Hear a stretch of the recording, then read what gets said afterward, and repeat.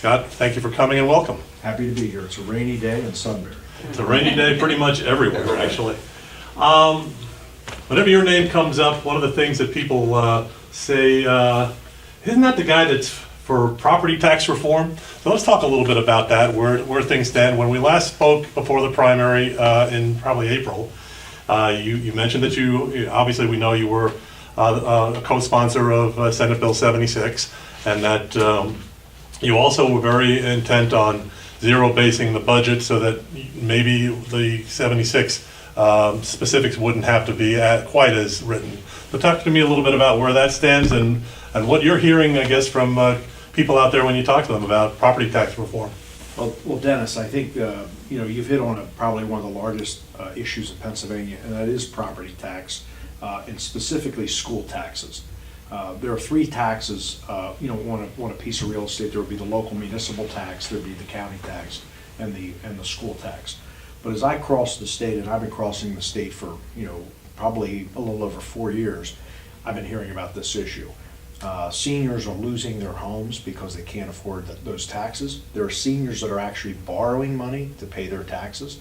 So this is probably, I would say, the hottest issue when I go into certain pockets. When I come up, especially maybe in Williamsport, Sunbury, Shamokin, Scranton, Wilkes-Barre, it's a big issue. So my plan is, and I'm making a pledge, that if I become the next governor of Pennsylvania, I am going to eliminate the school taxes on your home. And how we're going to do that is through several ways. Number one, I was a co-sponsor of Senate Bill 76. I'm no longer in the Senate because I left on June 4th to focus on this campaign.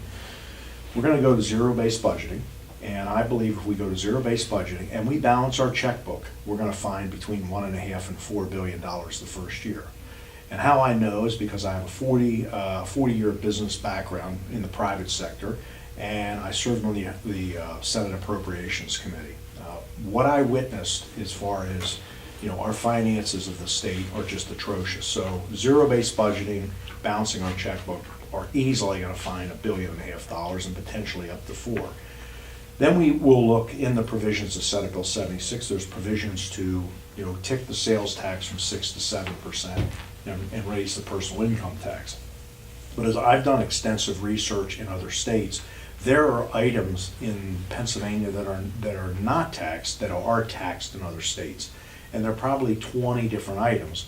And I think, there's an opportunity to look at some of those items and tax those items, which may not require us to move that sales tax from 6 to 7%.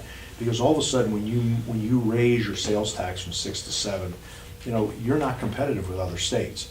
So I think there's, a broad look at everything. Mm-hmm. And I'll give you an example, and this is just one that, that you really wouldn't think about. In 2014, I got a call from a local beer distributor in the 28th Senate District in New York. And he said, "Scott, come on down, I want to show you something."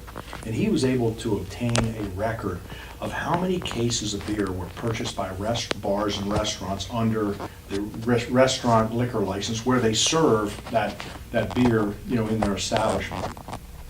And so under the current scenario, when a restaurant or bar owner buys a case of beer, and I'm going to give just an example, there's 24 Coors Light bottles of beer in a case, and you pay $24, you pay sales tax on the $24 or $1 a bottle. So that would be 6 cents. And so when that bar owner, he or she retails that bottle of beer at $4, they are not charging sales tax on the retail side. If we were to not tax the wholesale side and tax the retail side, when that beer is sold across the bar, that would yield almost another $300 million in sales tax, okay? And if you go to any other state, they charge sales tax on the retail side. I mean, that seems logical. So these are small pockets of additional revenue areas that are taxed in other states. And I mean, who would ever think about that? Now, that's specific to beer. That doesn't include liquor. It doesn't include wine. So again, liquor and wine are being purchased on a wholesale side. Potentially, possibly there could be $300 to maybe $700 million worth of additional tax revenue generated because it's done on the retail side, not on the wholesale side. Marcia, I know you want to talk about school funding. School funding, education investment. You were calling for $1 billion in education investment without raising taxes.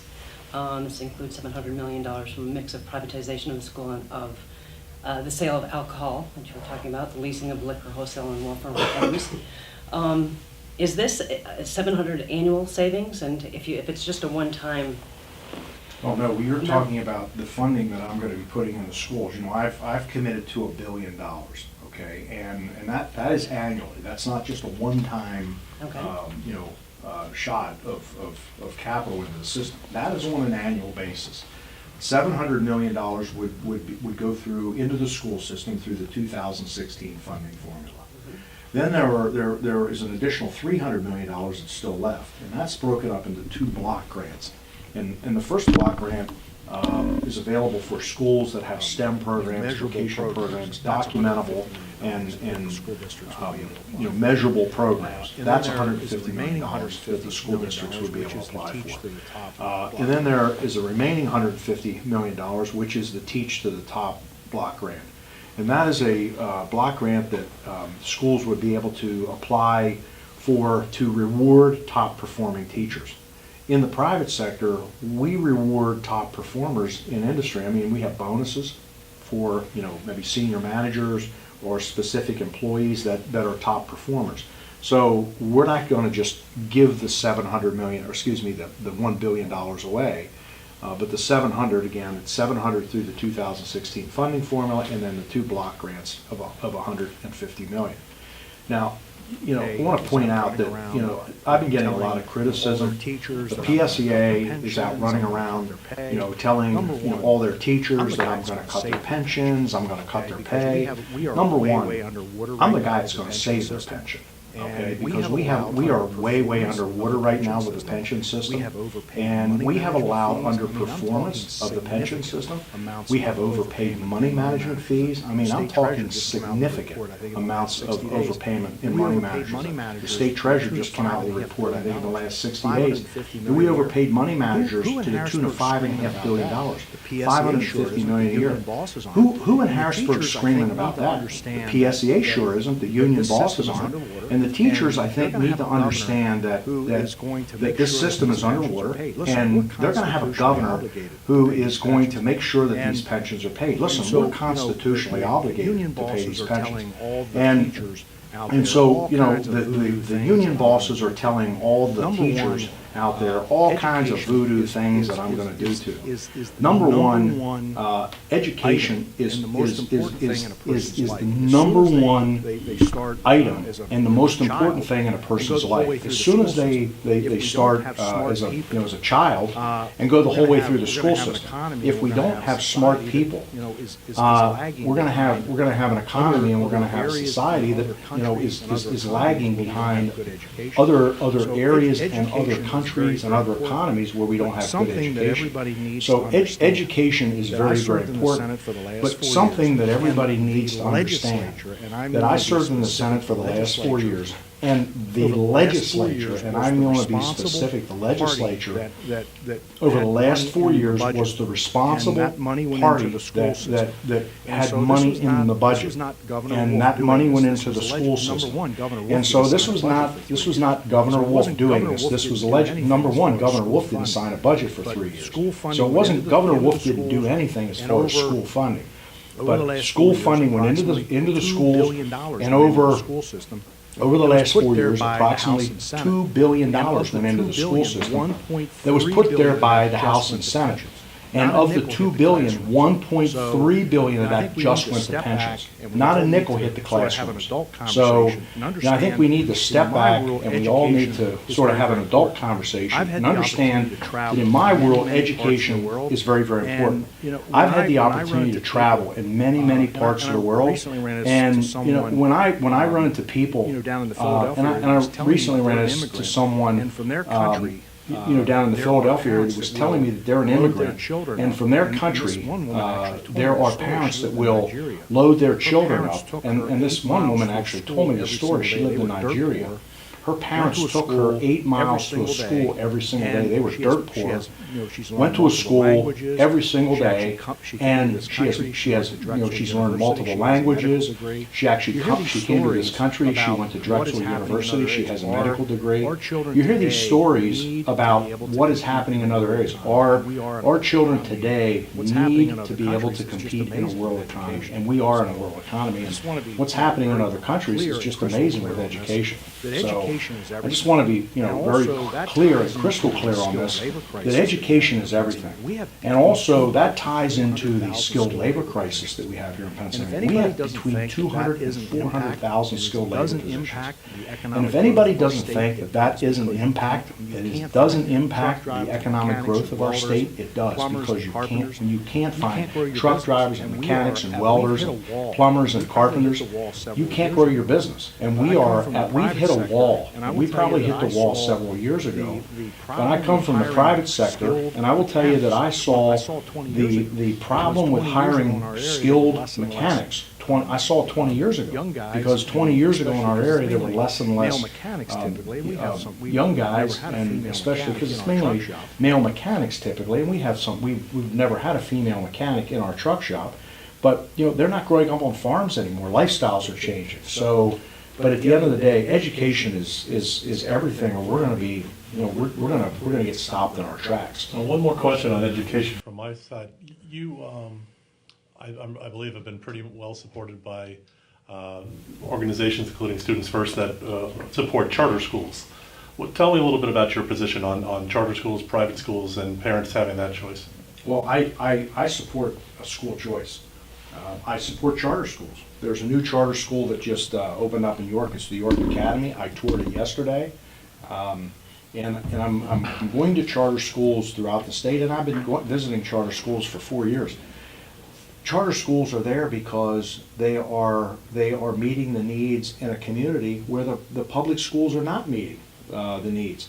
There are parts of Pennsylvania where you have really good public school systems. You're not going to find charter schools there because the schools are producing students with skills and knowledge that they need to compete out there.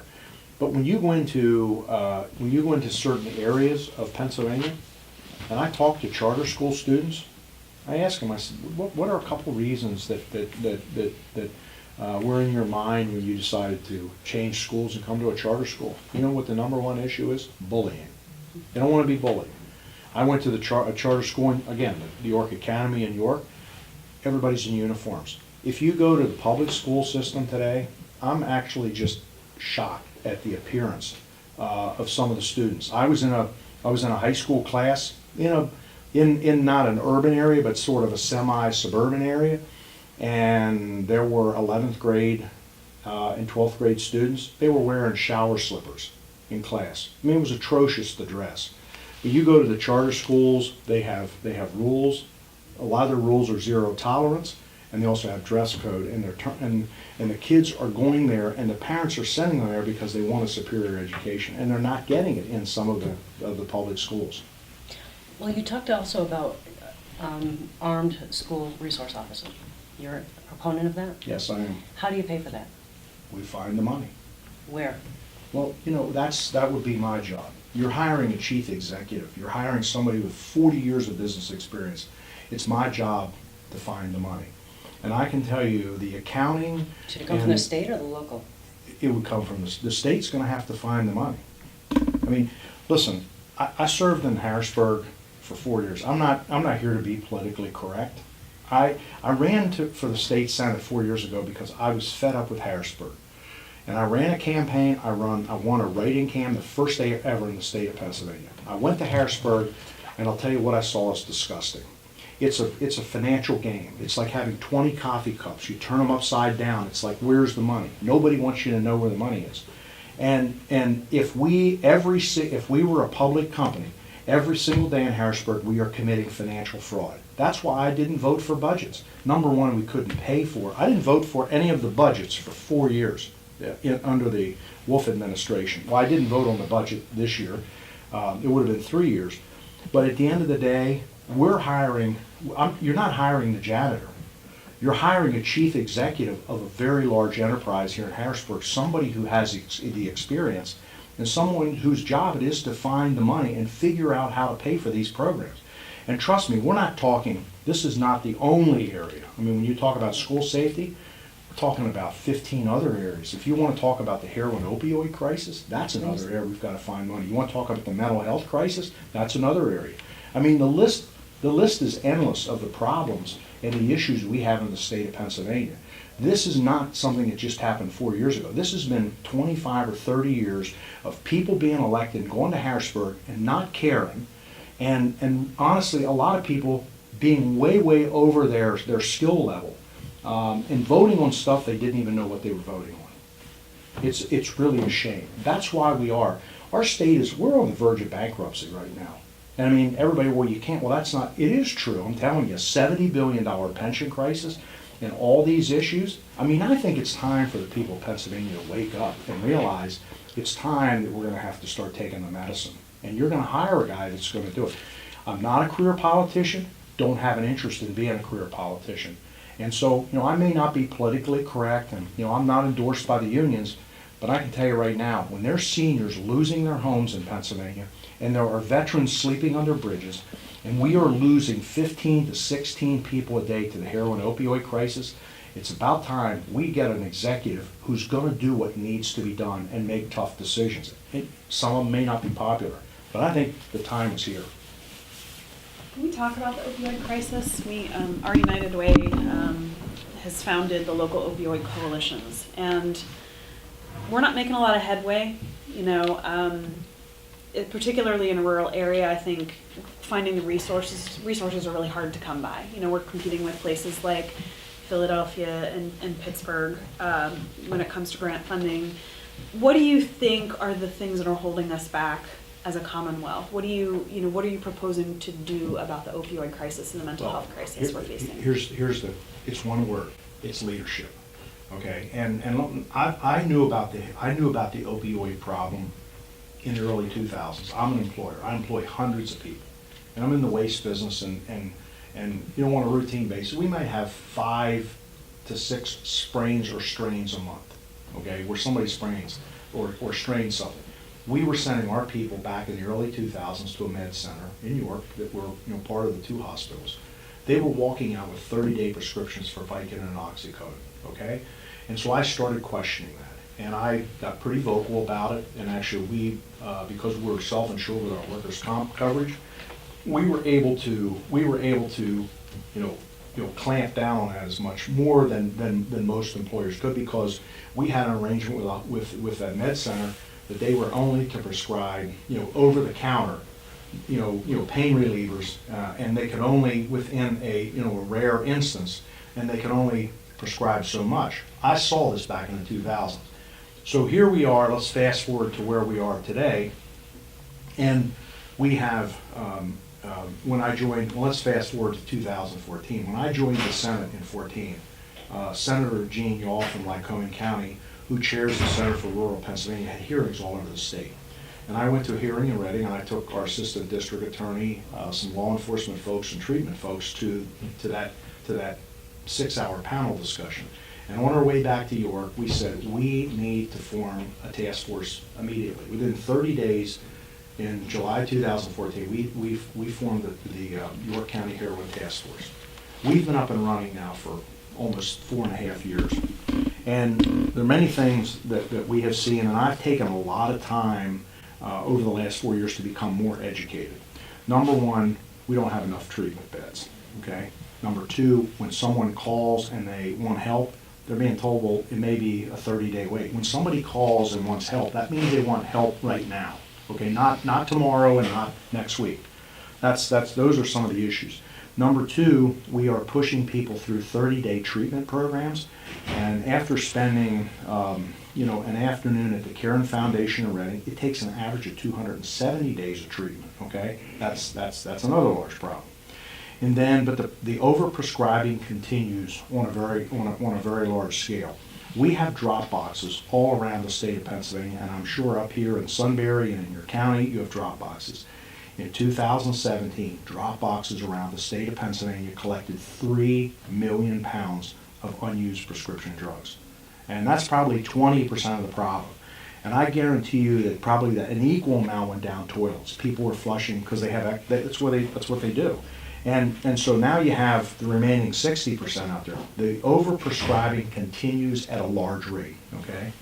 What we need to do, and this is what I would do as the next governor, very quickly and maybe by executive order, if I cannot get through this through the legislature, working with the medical community and the treatment community, but mainly the medical community, that we would limit the number of opioids that are prescribed.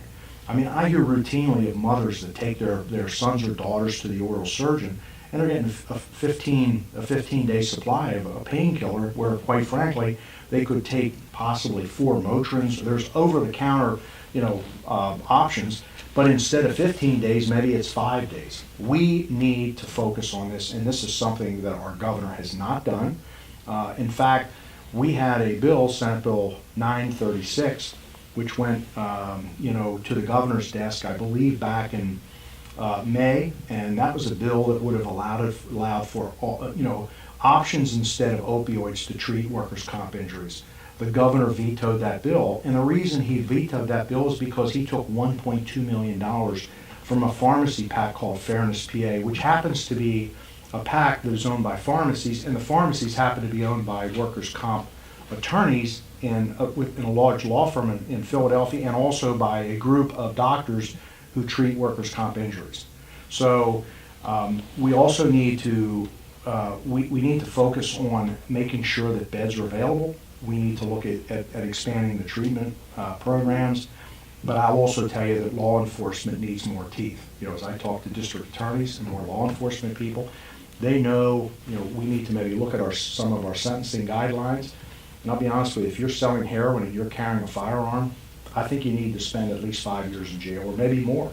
But we don't need to keep patting people on the head and, listen, don't do it again. And, the number of Narcan doses that are being administered every single day is breathtaking. And I think when someone is treated with Narcan, I don't know, all the remedies, but I can tell you that person should be, medically treated. They should be tracked. We need to get to the bottom of this, and where are these drugs coming from? And so, I think it's a combination of, making sure that we have beds available, making sure that we can expand our days of treatment, and this is a very large problem. When you think, and the increase in deaths from 16 to 17 are over, I think it's over 30, it's between 35 and 50%.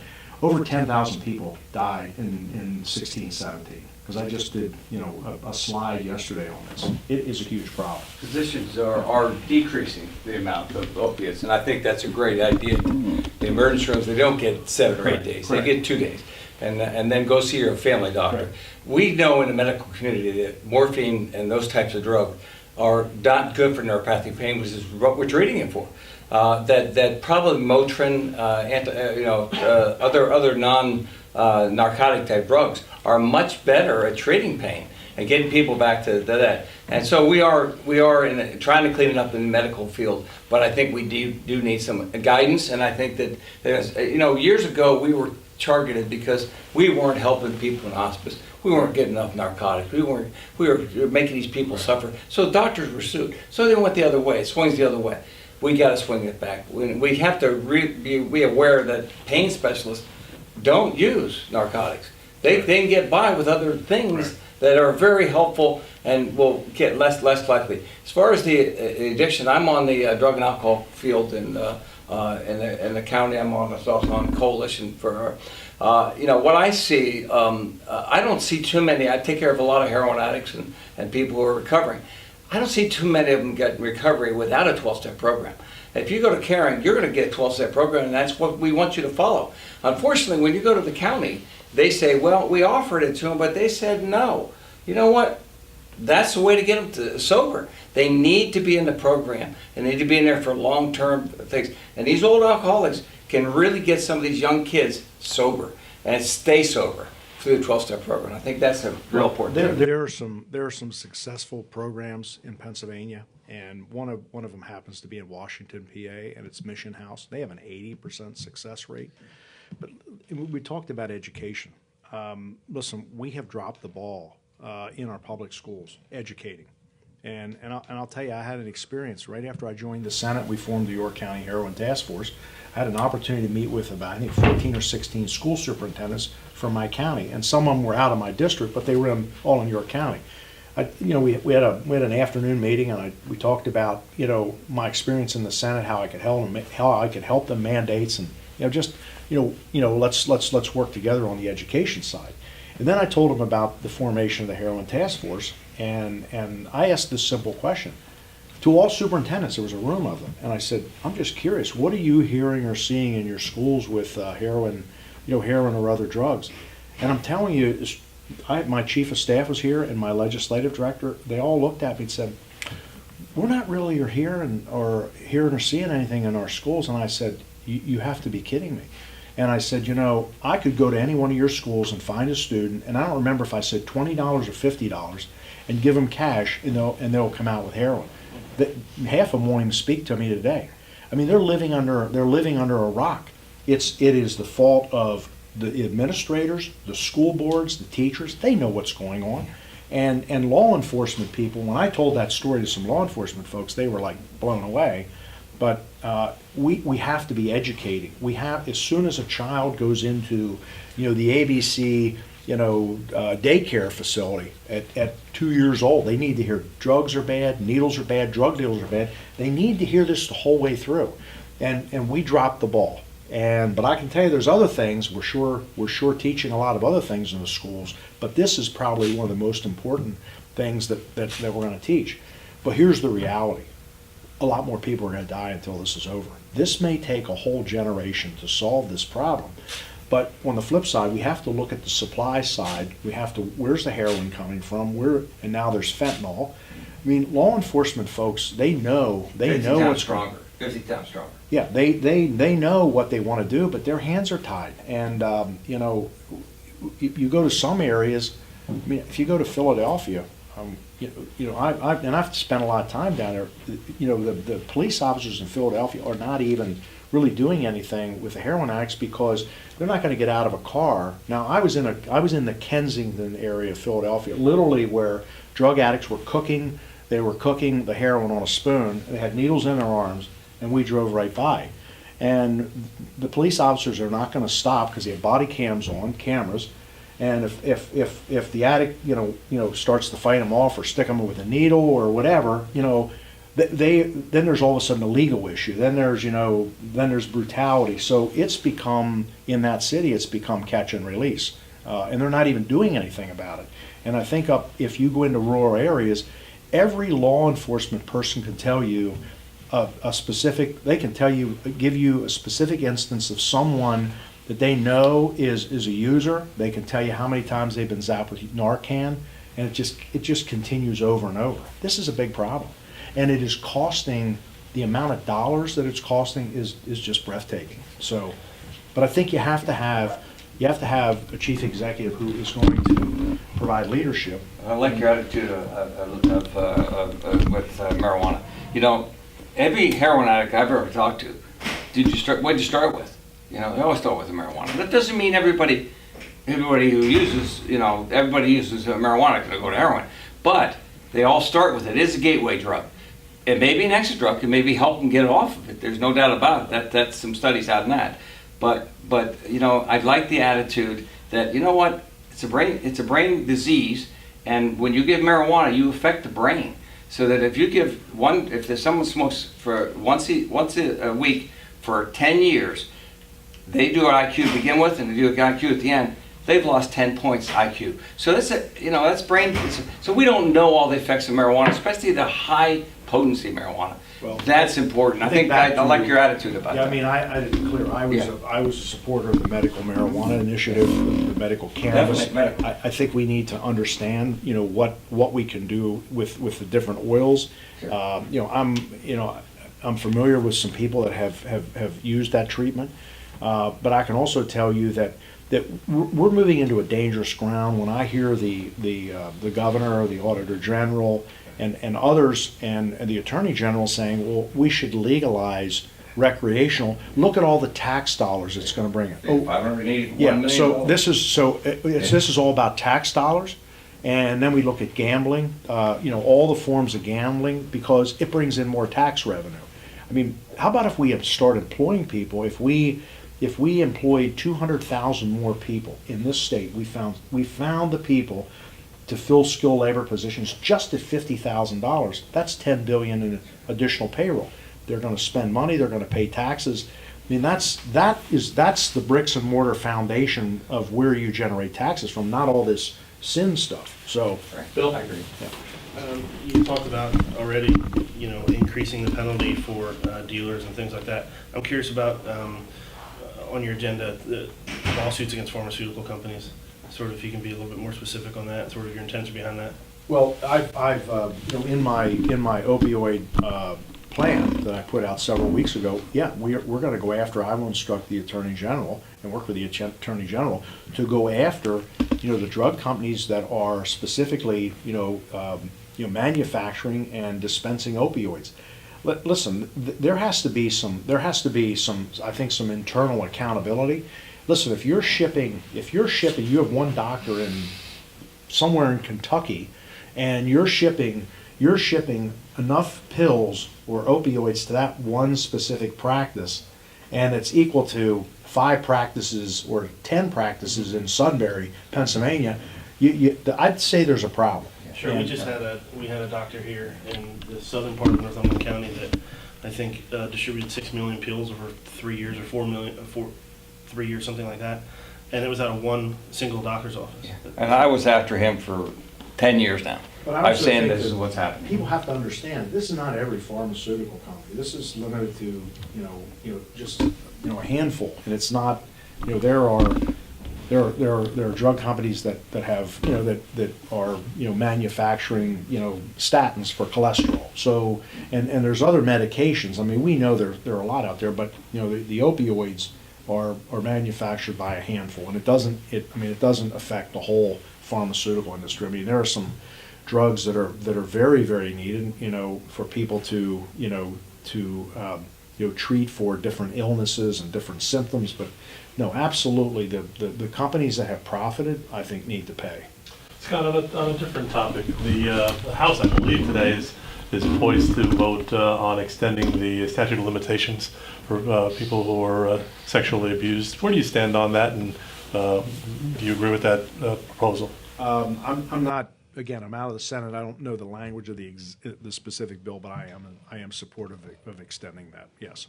It's and then sort of related. There was some talk about doing some legislation on as a result of the Me Too movement and all the cases of abuse or sexism by elected officials, and not allowing the taxpayer dollars to be used to pay for those settlements that get reached. Nothing has happened there.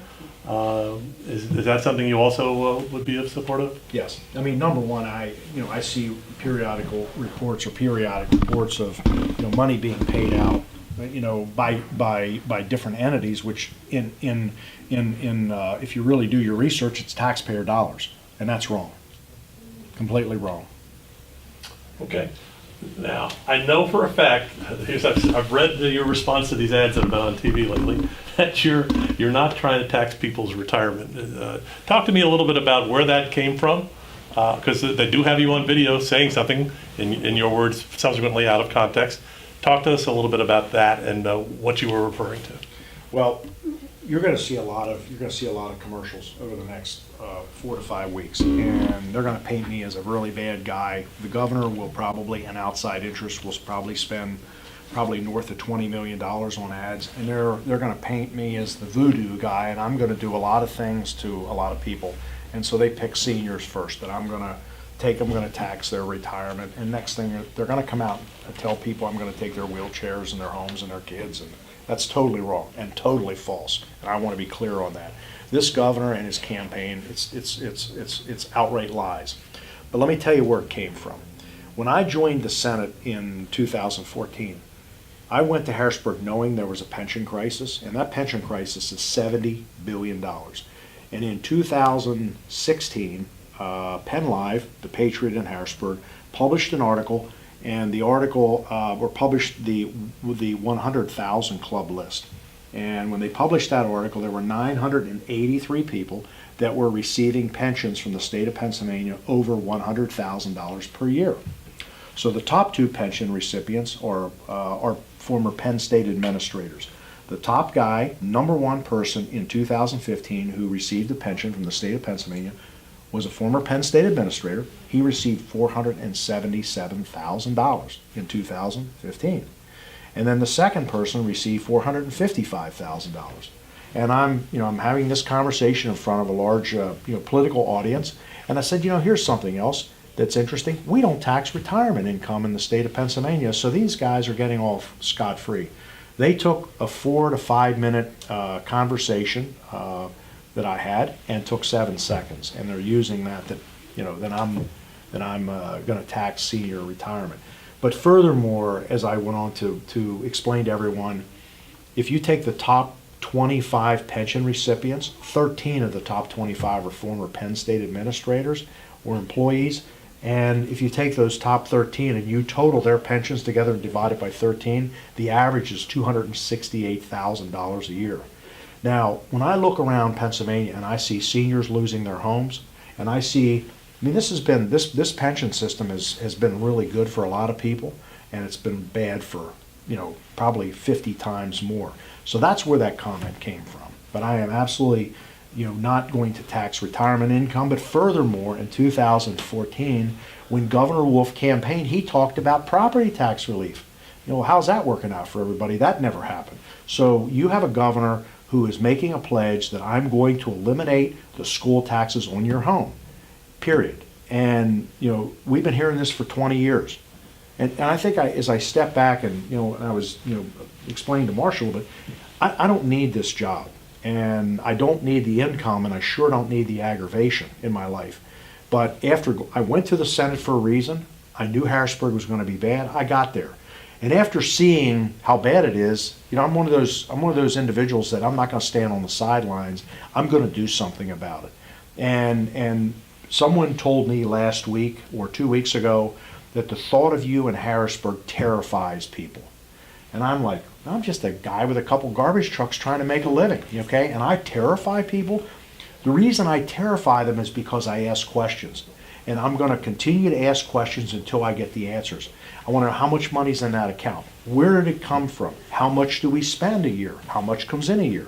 I'm going to ask a lot of questions.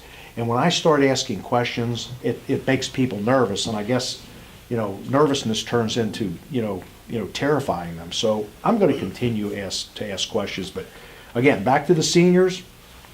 For the first time, the seniors will have optimism in a governor to eliminate the school taxes on their homes. Okay, Marshall? Okay, well, I have a few more. The latest reports out seem to indicate that as far as fundraising between June and September, that you're at like 3.6 million. I think the Wolf campaign is at 7.3 million.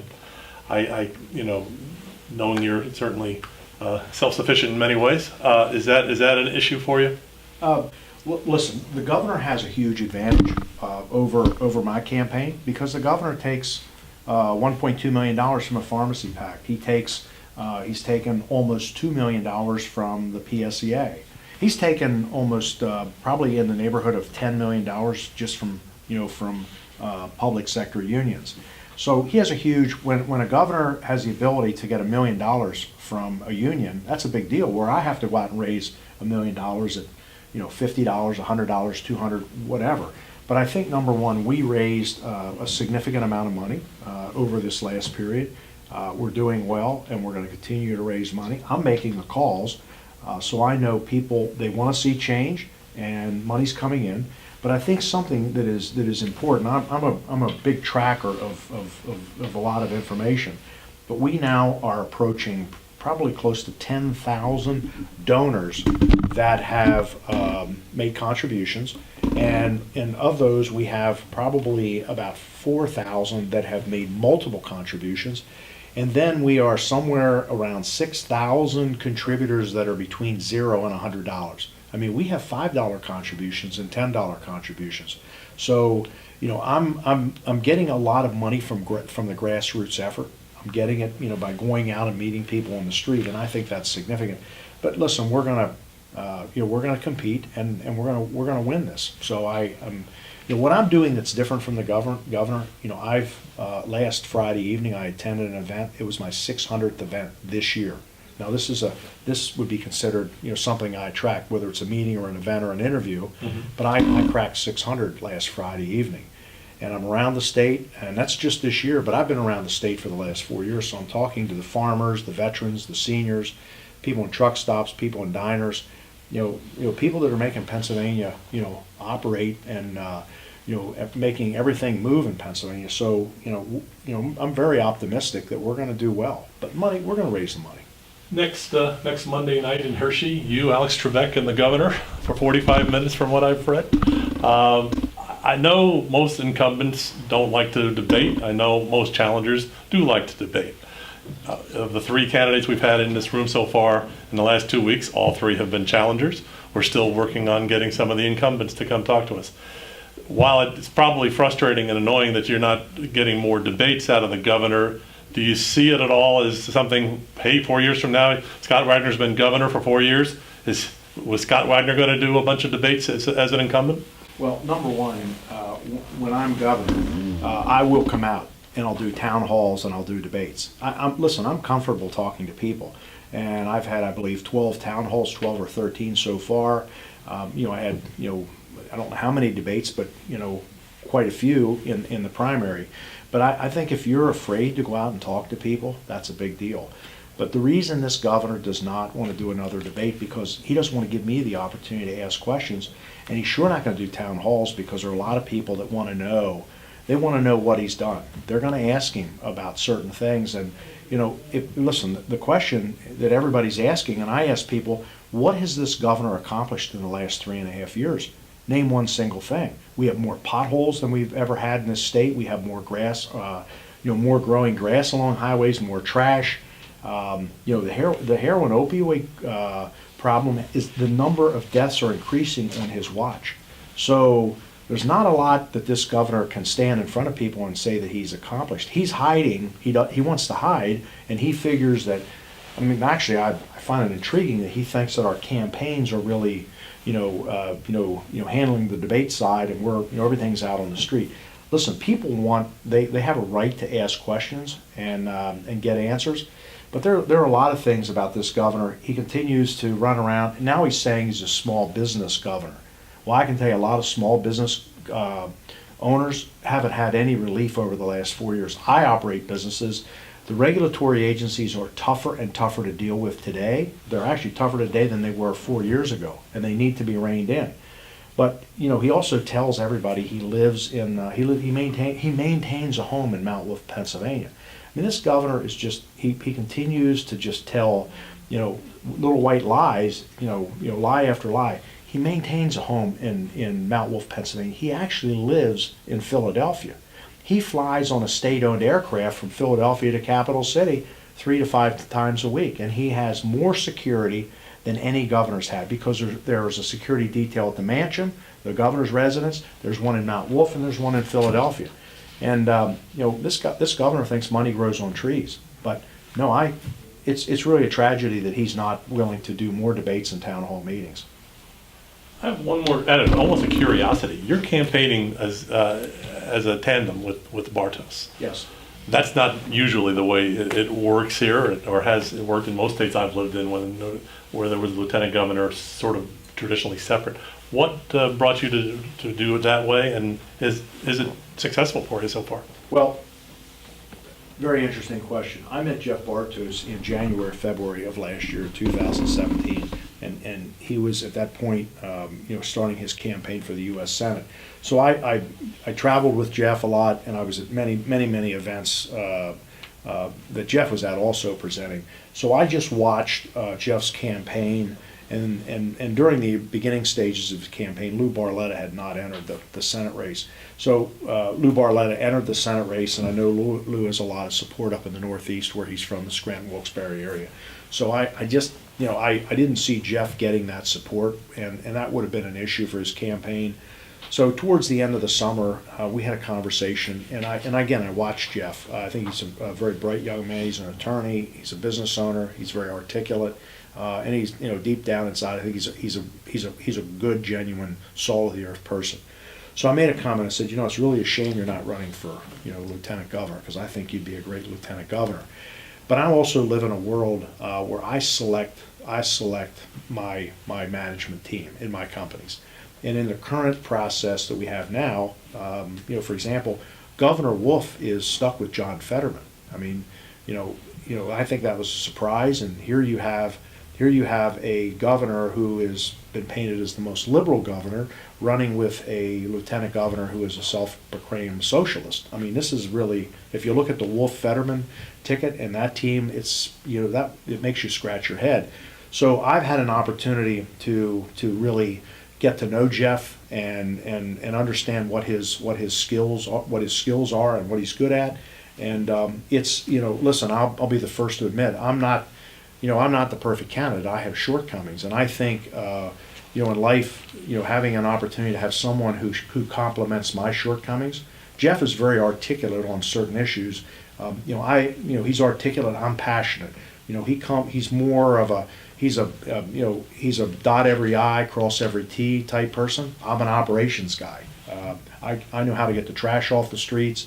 I know how to fix potholes. Well, we're not going to be fixing potholes. We're going to be putting more macadam down, more blacktop. I mean, if our agenda is just to fix potholes, that's all we'll be doing.